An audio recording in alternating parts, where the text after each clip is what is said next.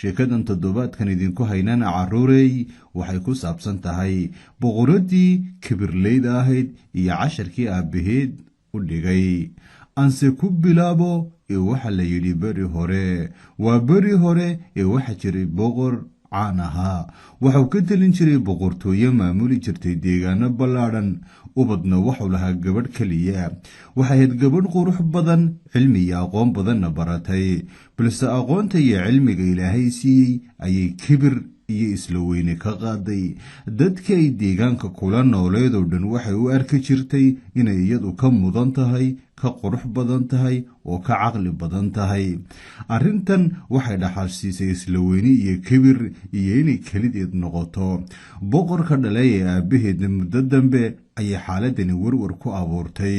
waxau ka baqay inay gabadhiisu weydagayaan iyo wiilay guursato maadaama qof kastoo qasriga boqortooyada iyo hareeraheeda ku nool ay u arkaysay mid aan iyada u qalmin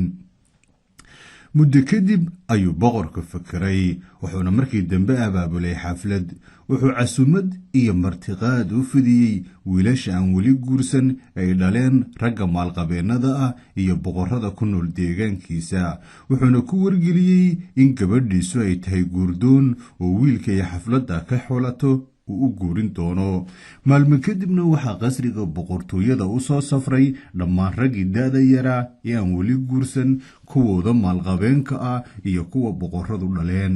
xaflad weyn oo meel kasta laga maqlay ayuu boqorku abaabulay cid kasta oo danaynaysana way ka soo qayb gashay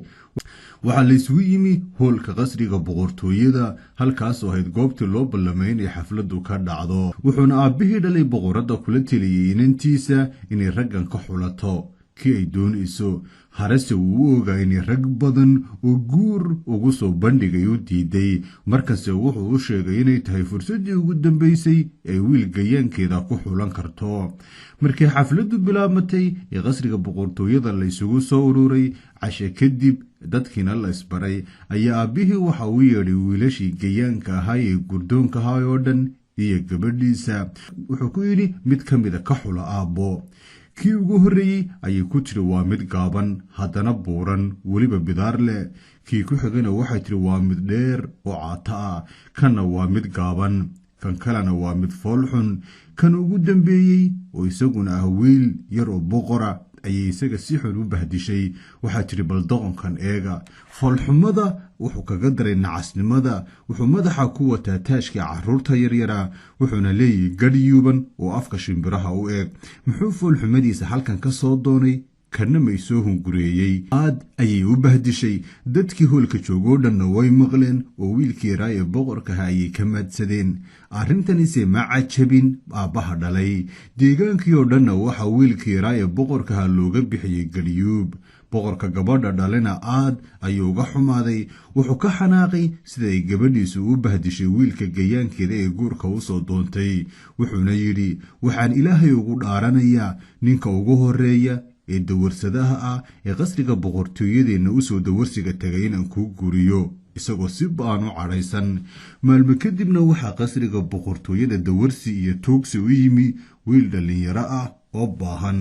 wuxuu ka heesi jiray dariiqyada wuxuuna lahaan jiray gitaar uu muuse ku tumo qasriga boqortooyada ayaa u yimi wuxuuna ugu yimi boqorka iyo boqoradda waana qofkii ugu horreeyey ee toogsidoona muusig ayuu u garaacay muddo ayuu maaweeliyey muusiga ka gadaalna intuu koofiyadiisa la soo baxay ayuu boqorka xoogaa yar oo lacaga weydiistay balse boqorku war ka cajabiyey ayuu u sheegay waxuu yidhi waxaa tahay heesaa fiican oo farsamo yaqaana umana qalatid inaad dawarsato aan lacag yar ku siiyo ee waxaan taa beddelkeeda kuu guurinaya gabadhayda boqoradda ah aad ayuu u tacajabay wuxuuna aabbihii ka codsaday inuu wadaad gabadha u meheriyo doonto wiilkii yaraayee dawarsanayey oo tacajabsan aadna u degdegsan ayaa markiiba waxa u yeedhay wadaad waxaana sidaas loogu meheriyey gabadhii boqoradda aad ayay u xanaaqday balse waxau aabbaheed ku yidhi waatan hore ugu dhaartay arrintan oo sidaas si aan hayn abaalkaagu maaha rag fara badan oo magac iyo maalba leh oo gayaankaaga ah ayaad hore u diiday haddana sidan ayaad ku dambaynaysaa iyadoo aan doorasho kala haysan waxa aabaheed ku qasbayna aad uga xun ayay ku qasbanaatay inay sidaa ku guursato wiilka dawarsiga u yimi qasriga boqortooyada. markii loo meheriyey ka gadaal wax yar ay joogeen wuxuu ku yidhi aabaheed waa boqorka dhalaye hadda waxaa tahay gabadha wiilkan dawarsada umana qalatid inaad qasriga boqortooyada sii joogto ee ka bax. hare ayay u raacday ninkeedii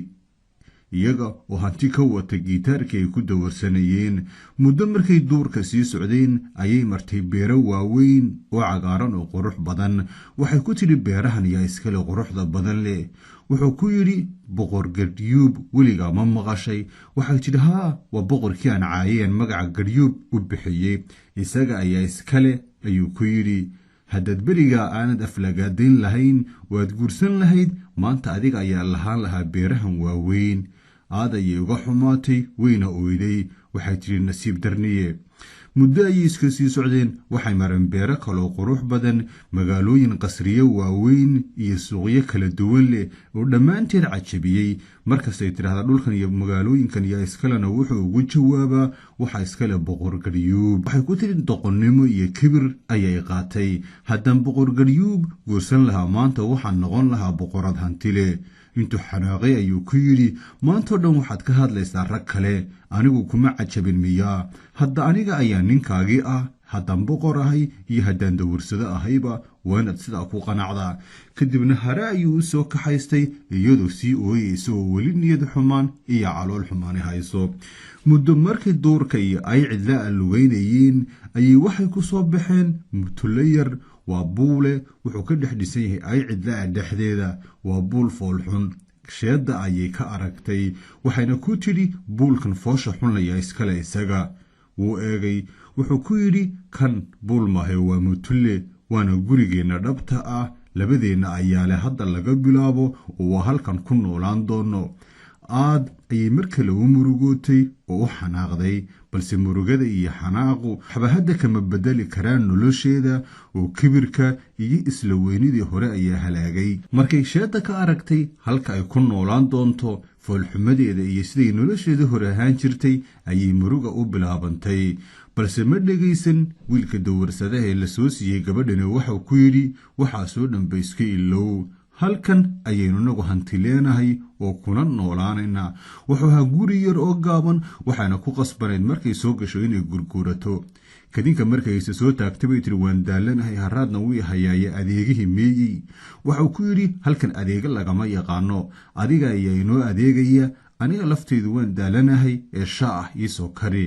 way yaabtay. weligeed in iyada wax loo keeno mooye cid wax uma keenin. weligeed dab ma shidin, digsina ma saarin. wiilkii dawarsadahana wuu dareemay. wuxuu ku yidhi iska joog, anaa maalmaha hore wax inoo karinaya. isaga ayaa toddobaadka hore oo dhan wax karinayey, cunadana keenayey. balse maalintii dambe waxau ku yidhi sida tan ma sii noqonayso, xaaladeennu way ka sii dartay oo hanti la-aan ayaynu nahay. waa inaad inoo tashaa koobab sallada ah saynu suuqa uga soo iibinno, lacagna uga bedelano.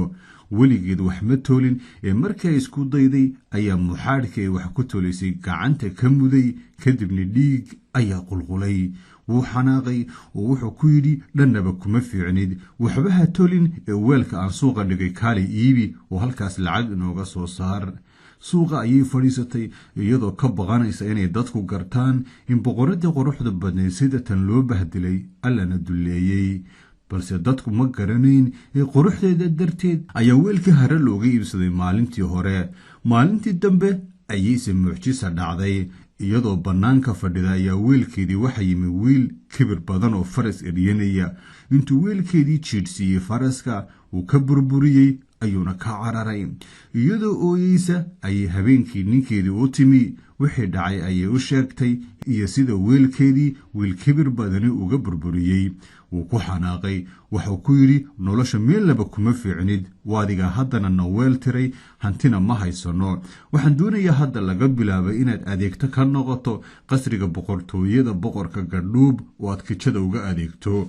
saynu halkaa cunno uga helo, habeenkiina aad inoo soo gurto cunnada hadhaadiga ahee kijinka ku soo hadhaa. gabadhii boqorad ahaydna sidaas ayay duruufta ku kaliftay oo fursad kale ma haysanin waxay adeegta ka noqotay kijada qasriga boqortooyada gadhuub cunada ayay karin jirtay waxayna qaban jirtay shaqooyin argagax leh sida inay doorada amba digaaga qasho cunooyinka googeyso habeenkiina hambada kijada kusoo hadhaayay ninkeeda usoo qaadi jirtay oy ku wada noolaan jireen muddo ayay shaqada noocaas ee dhibta badan la qabanaysay boqoradii kibirka badnaan jirtay waqtiyada ka midan ahayd boqorada ugu sarraysa deegaankooda waxay nolosha noocaasa ku jirtaba maalmo kadib ayaa lagu wargeliyey inay qasriga boqortooyada ka dhacaysa xaflad ballaadhan oo boqor gadhuub uu leeyahay aroos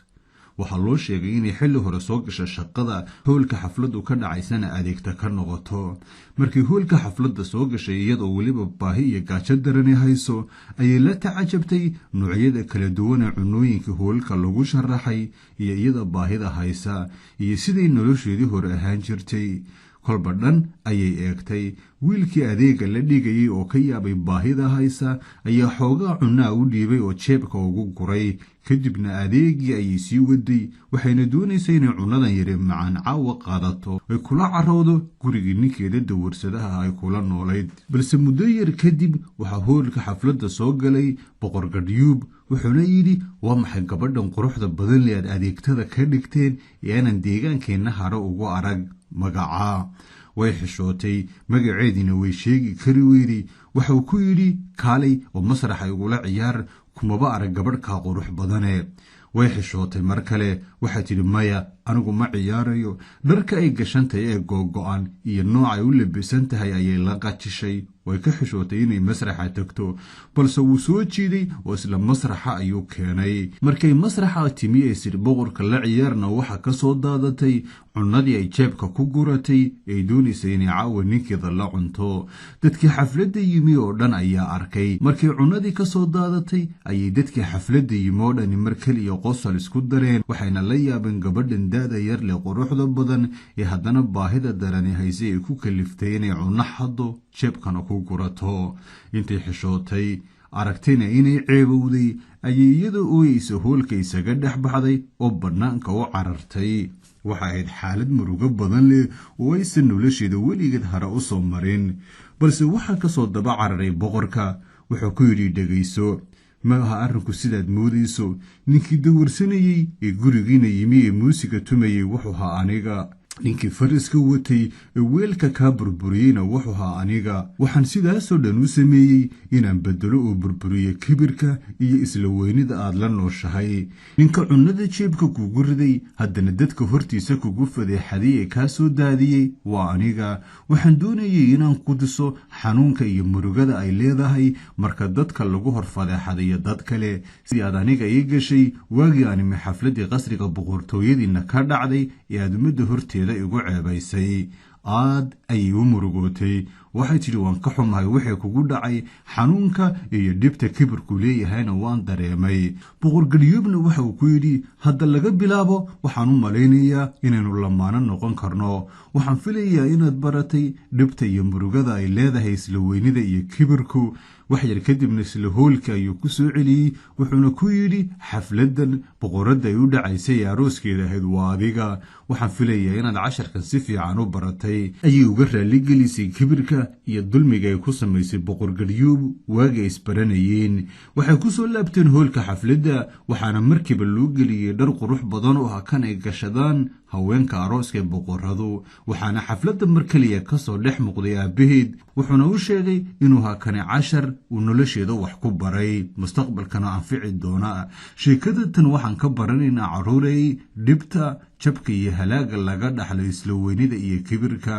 intaynu tan iyo toddobaadka dambe sheekada tabuuxa ku kulmayno haddii allayna gaarsiiyo bilowga bisha ramadaan waxaan dhammaanteen inoo rajaynayaa inuu nabad ku gaadhno